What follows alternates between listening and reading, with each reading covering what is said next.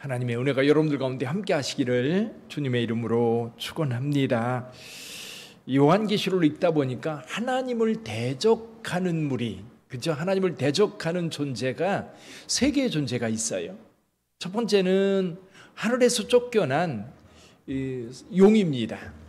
하늘에서 쫓겨난 용은 이 사탄이라고도 하고 마귀라고도 합니다. 그게 영적 존재지요. 이 세상의 모든 악의 근원이라고 볼 수 있습니다. 그래서 이 마귀는, 이 용은 사탄이요 마귀요 온 천하를 꿰는 자다.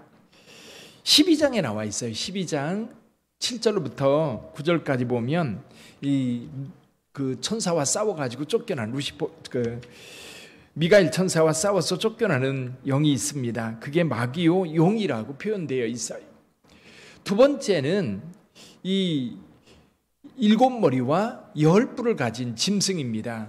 어디에서 올라와요? 바다에서 올라옵니다. 13장에 나오죠. 이 7머리와 10뿔 가진 이 붉은 짐승은, 이 짐승은 정치와 경제, 이 세상의 실질적인 정치적 권력자를 말합니다. 또 하나가 있는데요, 거짓 선지자예요. 이 거짓 선지자는 이 10뿔과 7머리를 가진 이 짐승과 연합해가지고 하나님을 대적하고 하나님을 모독하는 그런 존재입니다. 근데 오늘 17장에 보면 큰 음녀라고 되어 있어요. 또 바벨론이라고도 말하고 있고요. 근데 이 짐승을 이제 7천사, 대접을 가졌던 7천사 중에 하나가 사도 요한을 불러요. 이리 와라. 그래서 올라가서 이 천사들을 보게, 그 악한 존재들을 보게 합니다. 자, 그런데 여기 이 짐승, 큰 음녀로 표현되어 있는 이 짐승이 물 위에 앉아 있어요. 물 위에 앉아 있고 2절에 보면 이렇게 되어 있습니다. 땅의 임금들과 그와 더불어 음행하였고 땅에 있는 자들도 그 음행의 포도주에 취하였다고 곧 성령으로 나를 데리고 광야로 가니 내가 보니 여자가 붉은빛 짐승을 탔다. 이 붉은빛 짐승은 이 7머리 10뿌리를 가진 그 짐승입니다. 그러니까 여기 나오는 금녀라고 하면 종교적인 존재로 볼 수 있어요. 그래서 이단이나 또는 거짓 그 종교들이 여러분 정치 세력과 결탁한 모습을 여기에서 이렇게 표현을 하고 있습니다. 같이 결탁해서 이 악한 세상에서 하나님을 대적하는 모습. 여기 그런데 이 짐승은, 이 여자가 탄 붉은빛 짐승은 하나님을 모독하는 이름들이 가득하고 7머리와 10뿔이 있다. 이렇게 표현을 하고 있습니다. 근데 그 여자를 한번 보세요. 4절에 보면 이렇게 말씀하고 있어요. 그 여자는 붉은 빛과 붉은 빛 옷을 입고 금과 보석과 진주로 꾸미고 손에 금잔을 가졌는데 가증한 물건과 그의 음행에 더러운 것들이 가득하더라. 첫째는 사치예요. 그렇죠? 사치. 온갖 것으로 치장을 했습니다. 여러분 그 이단 교주들을 보면요, 말도 못하게 사치합니다. 요즘에 그 저쪽 어디죠? 가평에 통일교 그 무슨 천공인가 무슨 궁전이 있거든요. 근데 거기 어마어마하게 지어놓고 있어요. 예전에는 저 산꼭대기에 조그만 것도 아니죠. 그것도 굉장히 크게 지어졌는데 그 지역 전체를 아마 통일교 타운으로 만드나 봐요. 이단들이 이 돈을 모아가지고요, 이 교주들 그리고 몇몇 그 중심에 있는 사람들이 온갖 사치를 다 누리는 모습을 볼 수가 있습니다. 그러니까 저 밑에 이 끝에 있는 작은 교회들 그리고 이단의 그 교회들은 여러분 그저 돈 끌어 모아가지고 바치는 거예요. 그러다 보니까 이 약한 존재들, 이 거짓 선지자들은 온갖 향락을 다 누립니다. 그러면서 여기 보세요. 가증한 물건, 그 손에 더러운 것들이 가득하더라.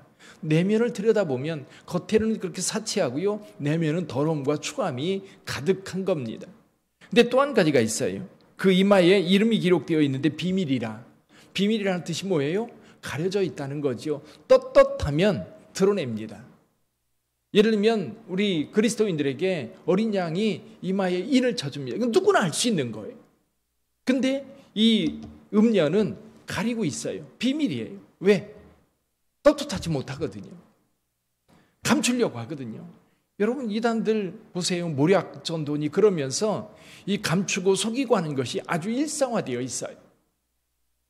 자, 그런 상황입니다. 그런데 이렇게 얘기를 해요. 큰 바벨론이라 땅의 음녀와 가증한 것들이 어미라 하였더라. 또 한 가지 덧붙인다면 6절 말씀이에요. 6절 이렇게 말씀하고 있습니다. 또 내가 보매 이 여자가 성도들의 피와 예수의 증인들의 피에 취한지라 내가 그 여자를 보고 놀랍게 여기고 크게 놀랍게 여기니. 이게 기독교를 박해하는, 교회를 박해하고 하나님을 대적하는 그런 존재인 겁니다. 여기 붉은 짐승도 마찬가지고 거기에 탄 여기 큰 음녀도 마찬가지입니다. 하나님을 대적하는 무리들인 거지.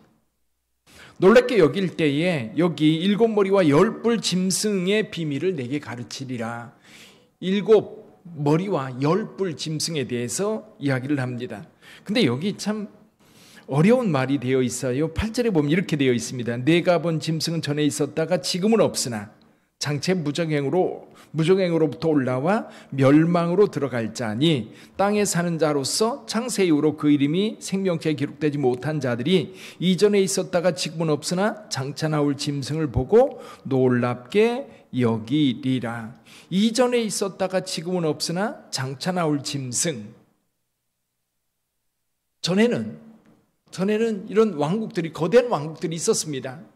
그러나 사도 요한이 있는 이 때에는 없었지만 마지막 때에, 이 7년대 환란 때에 큰 나라가 일어나서 그 나라가 하나님을 대적하지만 결국 망하게 될 거라는 거예요. 그래서 여기 그 10절에 보면 이렇게 되어 있습니다. 또 7왕이라 5은 망하였고 하나는 있고 다른 하나는 아직 이르지 아니하였으나 이르면 반드시 잠시 동안 머무르리라. 여기 5은 있었고 하나는 지금 있고 하나는 아직 안 나타났다는 거예요. 그래서 학자들은 이걸 이렇게 얘기해요.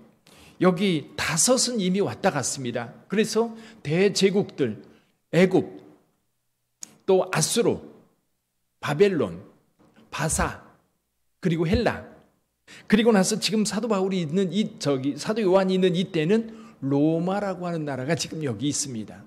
근데 지금 사도 요한이 보고 있는 마지막 때에 등장할 그 짐승은 아직 나타나지 않고 있어요. 때가 되면 일어날 겁니다. 때가 되면 일어나서 하나님을 대적하게 될 겁니다. 그래서 반드시 잠시 동안 머무르게 될 거라고 하는 거지요. 그래서 여기 10뿔, 10왕이 아직 권세를 잡지 못한 상태다. 그래서 아직 이 모습은 마지막 하나님께서 이 땅을 멸하시기 전에 7년대 환란이 있을 텐데 그때에 일어날 왕들인 거예요. 근데 보세요. 여기 또 한 가지 특이한 것이 있는데요. 여기 짐승과 음녀의 관계입니다. 15절 한번 볼까요? 그 16절 한번 볼까요? 16절 같이 읽어봅니다. 내가 본 바 이 10뿔과 짐승은 음녀를 미워하여 망하게 하고 벌거벗게 하고 그의 살을 먹고 불로 아주 사르리라. 무슨 뜻이냐면 자기네들끼리 싸우는 거예요. 처음에는 연합해가지고 하나님을 대적하다가 자기네들끼리 싸우는 거예요. 악한 자들은요, 여러분 영화 같은 데도 보면 이 나쁜 짓 하는 사람들 있죠. 폭력배라든지 아니면 도둑이라든지, 여러분 그 누구죠? 전지현이 나오는 도둑들이라고 하는 영화 있어요. 거기도 보면 결국 다 죽어요. 다 망하고 남게 되는 사람도 있긴 있는데, 여러분 악한 자들은요 늘 함께 도모해서 일을 할 때는 같이 도모해요. 근데 일이 끝나고 나면 다 죽여요. 서로 싸우고 서로 죽이고 그럽니다. 이게 악한 자들의 특징이에요. 그러니까 뭔가를 목적을 가지고 할 때는 마음이 같은데 목적을 이루거나 아니면 이루는 과정에서도 서로 싸우고 죽이는 것이 이 악한 자들의 특징이거든요. 여기 붉은빛 짐승과 음녀도 같이 타고 다녔잖아요. 같이 다녔는데 이제 마지막 때가 되면 음녀를 미워하여서 망하게 하고 벌거벗어 그의 살을 먹고 불로 아주 사르린다. 그런 얘기가 나옵니다. 서로 분열로 망하게 되는 거죠. 근데 여기 한 가지 특이한 것이 있어요. 14절 한번 볼까요? 14절 같이 한번 읽어봅니다. 그들이 어린 양과 더불어 싸우려니와 어린 양은 만주해 주시오 만왕의 왕이심으로 그들을 이기실 터이요 또 그와 함께 있는 자들 곧 부르심을 받고 택하심을 받은 진실한 자들도 이기리로다. 지금 여기 붉은 빛 짐승이나 음녀나 누구를 대적해요? 어린 양을 대적합니다. 누굽니까? 예수 그리스도예요. 대적해서 싸우는데 이 어린 양이 이기고 또 이깁니다. 근데 여기 어린 양만 이기는 게 아니에요. 어린 양과 함께하는 이들도 부르심을 받고 택함을 받은 자들도 역시 함께 이기는 거예요. 그럼 나라와 나라가 싸웁니다. 그러면 일부 전투 지역에서는 패할 수 있어요. 그러나 나라가 이기면 그 패한 것 같지만 승리자예요. 그러니까 저와 여러분들이 신앙생활 할 때에 우리는 우리의 개인적인 삶이나 우리 주변에 있는 삶 속에서 그리스도인들이 실패하는 것처럼 보여요. 그런데 예수님께서는 마지막에 승리하시기 때문에 예수와 함께하는 자는 이 땅에서 작은 삶 속에서 실패하는 것처럼 보이지만 궁극적으로는 승리자가 된다는 거예요. 그래서 이기고 또 이깁니다. 그래서 여러분 이 땅에 사는 날 동안 사단은 결코 예수님을 이기지 못해요. 악한 자들은 결코 교회를 이기지 못해요. 교회가 이 땅에서 볼 때에 무너지는 것 같고 망하는 것처럼 보이지만 여러분 교회는 살아 있습니다. 오늘날 많은 사람들이 교회를 떠나기도 하고 또 교회를 비방하기도 하고 또 조롱하기도 하지만 결국 누가 망해요? 조롱하는 그들이 망합니다. 하나님을 대적하는 자들이 망하지 하나님의 몸된 교회는 살아있어요. 2000년 역사 속에 여전히 굳건하게 세워져 여기까지 왔어요. 때로 어렵고 힘든 일들이 있습니다. 그러나 궁극적으로 예수께서 승리하셨다면 오늘도 저와 여러분들이 이길 줄 믿습니다. 그래서 그 믿음을 가지고 사는 거예요. 약해요. 나는 약하지만 세상을 이기신 사탄을 이기신 그 능력자이신 예수님과 함께 한다면 여러분은 분명 승리자인 거예요. 오늘도 그 은혜를 따라 사시기를 바랍니다.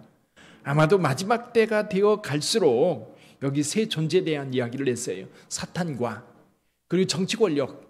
이 정치 권력이 세상 정치 권력을 보면요 희한해요. 믿음의 사람들도 정치 권력 속에 들어가면 교회를 대적해요. 미국 같은 경우도요. 미국이 독립을 하고 각 주마다 이제 주 법이 생기고 그리고 연방 정부가 만들어져요. 근데 처음에 미국이라고 하는 나라를 세울 때 13개 주를 가지고 세울 때에도 여러분 각 주는 기본이 성경이었어요. 각 주는 기본이 성경이었는데 연방 국가는요 성경을 배제합니다. 기독교 신앙을 완전히 배제해버려요. 정치 권력자들은요 이 종교를 이용할지언정 여러분 신앙적 가치를 가지고 섬기지 못해요. 신앙적 가치를 가지고 이 나라가 통치되지 않아요. 또 기독교적 가치를 가지고 정치 권력을 쥐면 타락해요. 금방 타락해요. 이게 국가의 모습인 것 같아요. 그러니까 어쩌면 요한계시록에 나오는 이거 붉은 빛 짐승 또 7머리 10뿔 이렇게 상징적으로 표현되어지고 있는 경제와 정치의 권력에는 늘 하나님을 대적하는 모습들로 지금까지 있어 왔어요. 지금도 마찬가지예요. 그러나 여러분 거기에 덧붙여서 거짓 종교들, 우상들, 거짓 선지자들이 거기에 영합해서 같이 악을 도모하는 경우가 얼마나 많은지 몰라요. 그럴 때 저와 여러분들이 깨어 있어야 되고요. 하나님 앞에 기도하면서 여러분 진정한 승리자가 누구인지를 늘 마음속에 두고 사셔야 돼요. 진정한 승리자는 예수 그리스도요 교회인 줄 믿습니다. 기도하겠습니다.